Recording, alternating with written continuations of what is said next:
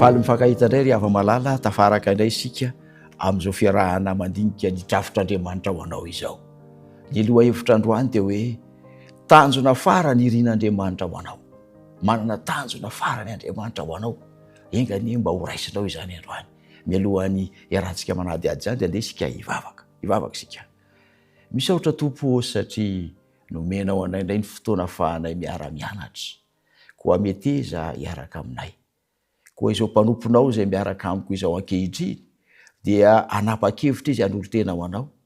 Ary anapa-kevitra izy Andriamanitra ndeha araka ny sitraponao.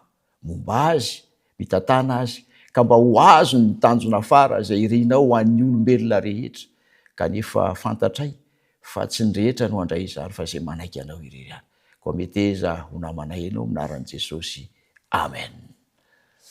Araky ny nambarantsika tany am-piandohana ry hava-malala dia izao. Irian'Andriamanitra dia tonga antsika amin'ilay anarana hoe zanak'Andriamanitra. Ary izany hoe zanak'Andriamanitra izany dia tahaka ny zanaka rehetra. Dia izao ny fanambarana amin'ny Romanina 8:7 manao hoe raha zanaka dia mpandova ary miara-mandova any Kristy. Ry havana, izany hoe misy lova izany irian'Andriamanitra ho anao. Inona re izany lova izany? Andeha iverenantsika ny tany am-piandohana. Raha namorona ny zavatra rehetra Andriamanitra dia izao ny voasoratra rehefa namorona ny olombelona izy. Izao ny fanambarana amin'ny Genesis 1:20. Aoka isika hanao olombelona mitovy endrika amintsika sy manahaka antsika. Dika teny ombonana no nampiasaiko teto, milaza ny amin'ny fikasan'Andriamanitra ny amin'ny amorona ny olombelona. Mazava ny teny, andeha isika amorona olombelona mitovy endrika amintsika, manahaka antsika. Ry havana, ny teny hoe mitovy dia entina ilazana endrika izany, endrika ivelany. Izany hoe raha tenenina amin'ny teny tsotra izany dia izao, manana endrika mitovy amiko sy ianao Andriamanitra, satria hoy Andriamanitra mitovy endrika amintsika. Izany hoe ny endrikao sy ny endriko izany dia endrika mitovy amin'Andriamanitra. Misy maso, misy orona, misy vava. Fa izay zavatray tsy milaza koa hoe ohatrà Andriamanitra na hoe ohatranao izy, fa mitovy endrika aminao. Endrika ivelany izay. Ny teny hoe manahaka na hoe mifanahaka araka ny Baiboly Katolika dia entina ilazana zavatra tsy hita, tahaka ny toetra izany, tazana, fa tsy hita mivaribary aty ivelany, fa tazana rehefa jerevana. Fihetsika atao na koa fahafahamanao manahaka indray ny uzazy io satria misy toetra hitovizana aminy, na koa misy fahaiza-manao izay ananany, manahaka izy amin'izay fotoana izay.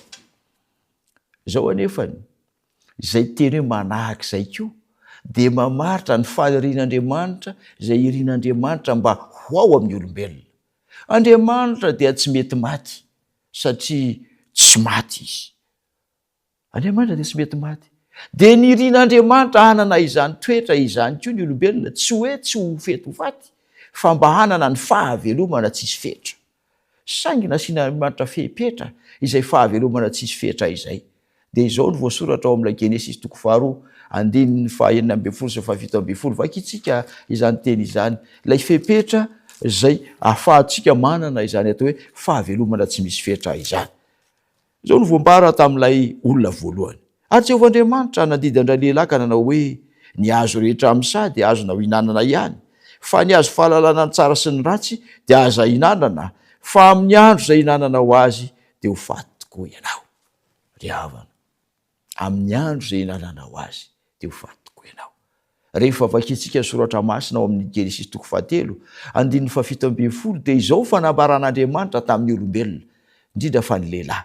Satria efa niaino ny feon'ny vadinao ianao, Genesis 3:7. Satria efa niaino ny feon'ny vadinao ianao, ka ninananao ny hazo nandrarako anao hoe aza hinanana izany, dia voaozona ny tany noho ny nataonao.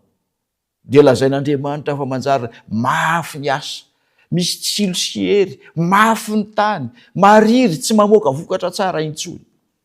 Fa ny tena mavesatra indrindra dia ity, fa vovoka ianao ka iverinao vovoka indray. Ny Romanina 5:7 dia milaza antsika mazava ny apôstôly Paoly manao an'izao teny izao, manao hoe fa fahafatesana no tambiny ota. Ry havana, nanjary nanana karama fahafatesana izany zasy ianao. Nanjary nanana tampo karama fahafatesana izany zasy ianao eto amin'ity tany ity, vokatry ny tsy fianonan'Andriamanitra. Mety tsy fianona ataonao zany, kanefa tsy fianonana ataonay Adama ihany koa. Ary azagaga isika raha misy ireo karazana aretina miseho ankehitriny satria betsaka ny tsy te hiainon'Andriamanitra. Fa ny toyany dia mahafinaritra fa fiainana mandrakizay ao amin'ny Kristy Jesosy. Misy tanjona sarobidy ao. Dia ilay teny hoe fiainana mandrakizay. Ry hava-malala, ny zavatra irian'Andriamanitra indrindra dia ny iverenanao mba ho velon'aina mandrakizay. Tsy ho faty intsony, tsy ho arana-retina intsony. Raha mino an' Jesosy ianao, dia izay no lalana atolotr'Andriamanitra anao. Izao fanambarana ao amin'ny Jaona 7:9-12. Fa toy izao ny tiavan'Andriamanitra izao tontolo izao. Nomeny ny zanan'ilay tokana mba tsy ho very izay rehetra mino azy, fa hanana ny fiainana mandrakizay. Tian'Andriamanitra hanana fiainana mandrakizay ianao. Tsy ilay fiainana 70 taona na 80 taona, mety misy miteny hoe 100 taona, mety misy koa ary miteny hoe olona nahatratra 200 taona, mety misy daholo izany rehetrarehetra izany. Fa reny dia maty ihany ary ho faty ihany. Fa fiainana tsy mety ho tapitra ny irian'Andriamanitra ao anao. Mety hiteny amiko indray ianao manao hoe pastora, mavesatra ke ny zavatra iainako ankehitriny, ka ahoana ny iainako mandrakizay amin'ny fiainako io? Ry havana, tsy izany no omen'Andriamanitra anao.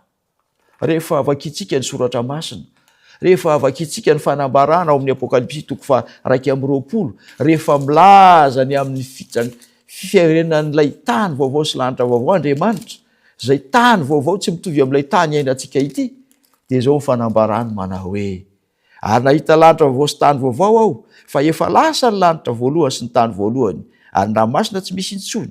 Ary nahita aho fahiny ny tanàna masina dia Jerosalema vaovao avy any an-danitra tamin'Andriamanitra, voahomana tahaka ny ampakarina efa miaingo hiaona amin'ny vadiny. Ary nandre feo mahery aho avy amin'ny seza fiandrianana nanao hoe ino tabernakelin'Andriamanitra dia eo amin'ny olony, ary izy toetra eo aminy. Eo amin'ny 14.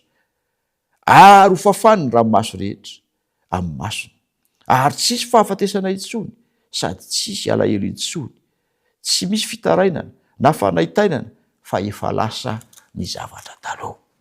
Izay ilay tian'Andriamanitra omenanao mandrakizay, tsy misy fitaitainana, tsy misy fitarainana, tsy misy fanaitainana, tsy misy aretina, tsy misy fahafatesana, tsisy ranomaso. Izany ny tanjon'Andriamanitra ao anao. Io no irian'Andriamanitra mba homenanao. Fa ny zavatra iriny dia ity, ny zavatra ankatahiny aminao dia ity: mino an'i Jesosy Tompo, dia ho vonjena ianao sy ny ankonanao. Dia hoy izy toy any ao amin'ny Apokalipsy 7:12-12, indro ny faretan'ny olona masina, dia mitandrina izay mitandrina ny didin'Andriamanitra sy ny finoanan'i Jesosy. Fepetra roa no angatahan'Andriamanitra aminao: ny mino an'i Jesosy dia mitandrina ny sitrapony mba hahatonga anao hanana ilay tanjona farany, dia ny fiainana mandrakizay. Ny firariako, ny firarian'Andriamanitra dia ianao hanana izany toeran-tsarobidy izany. Ny tompo anie hombanao, izy anie hitsinjo ny fiainanao manokana, ka hanapa-kevitra ianao manompoka androany mba hanana izany fiainana tsy misy fetra izany. Ny tompo anie tahantsika dia hivavaka isika. Misaotra noho ny amin'ny teninao Andriamanitra, tehirizy ho anay izany, ka arovo ny fiainanay, ka izay safidy efa noraisinay mba hanaraka anao dia tsy hembotra amin'izany intsony izay, fa hitazona izany mandrakariva. Ameo hery izay mba hahafahanay misotra araka sitraponao, amin'ny anaran'i Jesosy. Amen.